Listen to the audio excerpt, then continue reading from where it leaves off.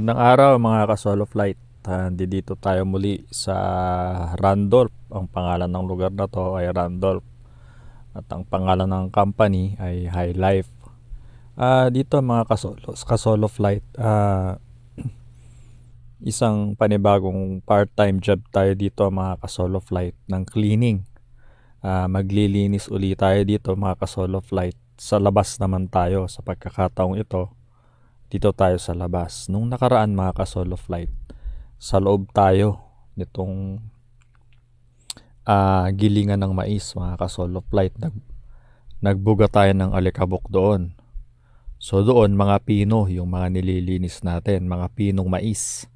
So ngayon dito mga ka-solo flight, mga buo-buo pa na mais. Yung nakikita nyo mga dilaw na yan, ayan mga ka-solo flight, yung mga kasama natin. Yan, mabati sila mga ka-solo flight. Yung mga nakikita nyo dito mga ka-solo flight na dilaw-dilaw dyan, mga mais yan. Mga siguro hindi nakapasok dun sa gilingan, mga lumalabas or umaawas.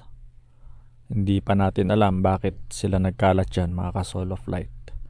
Basta ang alam natin, kailangan natin silang linisin kasi masyado na silang makapal. Isa pa mga ka-solo flight, humalo na siya sa yelo, sa snow mga ka-solo flight. So yung iba na reject na, medyo natuyo na yung iba sa sobrang lamig siguro, saka sa sobrang katagalan, kaya reject na yon. So yung mga yan mga ka-solo flight, kailangan nating linisin yan, yung ilalim yan. Kung makikita nyo, medyo mahirap siyang kayurin kasi nagkadikit-dikit na sa semento. Tapos siguro yung kapal niyan mga 3 inches siguro mga ka-solo flight. 3 inches hanggang do sa mga dulo. Mga 10 inches na siguro yung do sa dulo, yung mga malapit do sa gilingan mga ka-solo flight, no. So yung kapartner natin, siya yung taga pala. So pinapala niya yung mga makakapal na yun mga ka-solo flight. Tapos ako naman hahagurin ko papunta dun sa dulo, sa bungad. So pagdating doon sa bungad niyan mga ka-solo flight, isasakay namin doon sa loader bago isasakay doon sa tambakan mga ka-solo flight na kinukuha daw ng basurero yon. So ayan mga ka-solo flight, puro mais yan. Ayan naman yung sa parting itaas, sabi sa amin wag daw kami masyadong tatapat dun sa ilalim kasi minsan may mga bumabagsak daw dyan na buo-buo na yelo, or may mga something na bumabagsak daw dyan, baka mabagsakan kami, kaya bantayan daw namin, wag kaming masyadong kampante, no, mga solo flight. Ayan, kita nyo ang kapal nyan. Hindi natin alam kung gaano katagal na ipon yan dyan, kung ilang buwan yan, no, mga solo flight. So may kasama tayo doon sa taas, sa bubong nyan, nagbubuga rin. Binubuga nila yun para bumagsak. Binubuga nila ng hangin, kinakayod nila para bumagsak dyan. So tayo naman kakayurin natin yan papunta sa labas, iipunin natin yan para mahakot, makaka-solo flight. So ayan, yung iba niyan matigas, mahirap siyang kayurin makaka-solo flight, no. Pero hindi naman lahat, yung iba lang, may mga part lang na tumigas na yung yelo na mahirap na siyang kayurin. Kaya mahirap itulak mga ka-solo flight. So lipat tayo dito mga ka-solo flight. Tayo naman ngayon yung magdadala ng mga bais na hinakot mga ka-solo flight. Yung mga ikinarga natin dun sa loader ay hahakotin natin mga ka-solo flight. Dadalahin natin dun sa bucket na paglalagyan mga ka-solo flight. Siya nga pala mga ka-solo flight, shout out mga ka-solo flight sa aking kapatid, si Ate Baby Tess, no, mga solo flight. Sa Santola nakatira yan.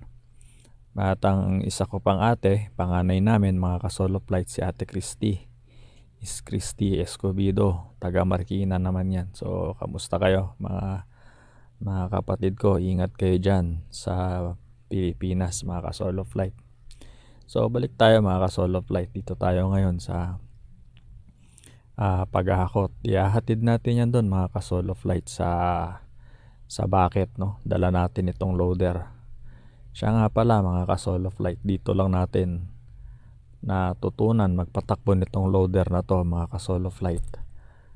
First time ko yan mga ka-solo flight na magmaneho dito niyan, no? So yung doon sa nakarang vlog natin mga ka-solo flight, ang nadala ko lang loader doon maliit lang. So dito malaki na, kaya ginrab ko yung pagkakataon mga ka-solo flight para matutunan natin to pagmamaneho nito mga ka-solo flight. So simple lang naman pala mga ka-solo flight. Siyempre kailangan lang mag-ingat kasi makadisgrasya tayo. So ayan, dadalhin natin yan dun sa may bucket na yon mga ka-solo flight. Doon natin ikakarga yan. Ayan, sige mga ka-solo flight, tingnan nyo kung paano natin siya ibubuhos. Ayan mga ka-solo flight, happy birthday mga ka-solo flight sa aking tatay Rodin Kabusaw na taga Santolan, Pasig. Happy birthday sa'yo tay, ngayong April.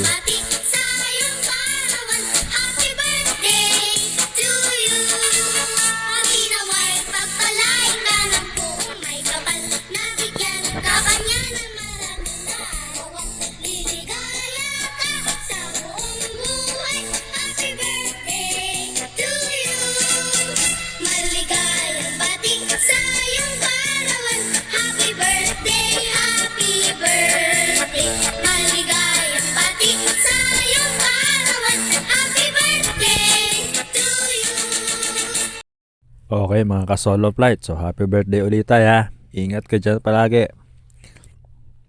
Magkikita pa ulit tayo. Babalik ako dyan, uuwi ako mga ka-solo flight. So mga ka-solo flight, ayan, binubuhos na natin yung mga mais, yung may kasamang yelo, alikabok, halo-halo na mga ka-solo flight. So pupunuin natin yan kung hanggang saan makarating siguro. Kung mapuno man yan, basta hakutin natin, lilinisin natin yung pinakita ko sa inyo kanina. Marami pa yan mga ka-solo flight na nililinis natin dyan. So medyo bibilisan na natin kasi baka makita tayo ni boss, mapapagalitan tayo, no? So eto, aapurahin na natin yan mga ka-solo flight.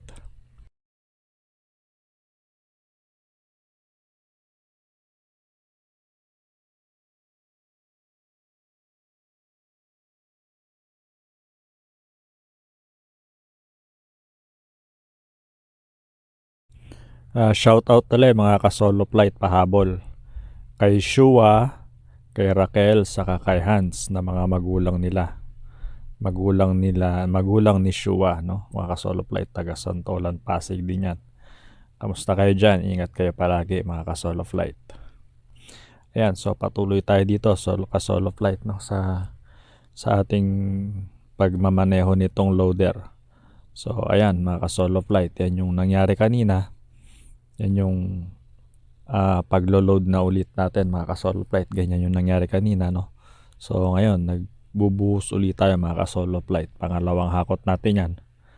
Baka yan na siguro mga ka-solo flight yung panghuli, no? Kasi kukunti na yun na nando doon, saka malapit na tayong mag-uwian mga ka-solo flight. So kinabukasan ulit babalikan natin yan mga ka-solo flight. Kaya medyo bilis-bilisan na natin mga ka-solo flight kasi humahapon na, no, mga ka-solo flight, gumagabi na, I mean.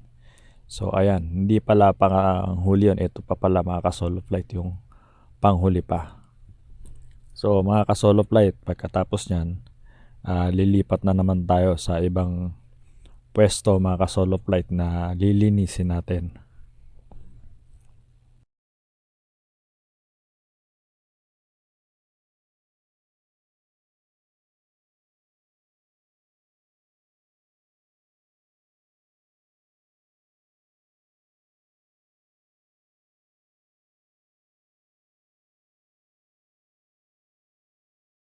Ngayon, dito na tayo mga ka-solo flight sa ilalim. Mga ka-solo flight, parang nasa underground na yan mga ka-solo flight, no? Nasa ilalim tayo, so dyan, meron din dyang kailangan linisin. Mga mais din yan mga ka-solo flight, mga mais na durog na, pinong-pino na. So parang siyang pulbos mga ka-solo flight. So yan siguro yung binubuong feeds o yan siguro yung mga sumosobra na mga dinurog, pero masyado kasing pino mga ka-solo flight eh. Mais ano siya, yung pinong-pino para na siyang pulbos na mais na mga ka-solo flight. So reject na rin yan mga ka-solo flight. So talagang basura na yan, alikabok na talaga yan mga ka-solo flight. So kailangan natin kayo rin yan kasi sobrang nanikit na rin ano. So ayan, ilang balik-balik tayo dyan mga ka-solo flight. Simula dun sa dulo kasi dun nagsimula yung mga parang pinaka-alikabok niya, yung mga nahuhulog na pinong mais mga ka-solo flight. So hahakutin natin yan papunta dun kay partner sa kabila. Ngayon siya naman yung nagpapala dun sa kabila para iakyat niya. Papalahin niya yun, lalagay niya sa balde. Tapos iakyat niya sa taas. Hihilahin niya yun pagka napuno na yung mga balde. Iaabot ko sa kanya, isa-isa.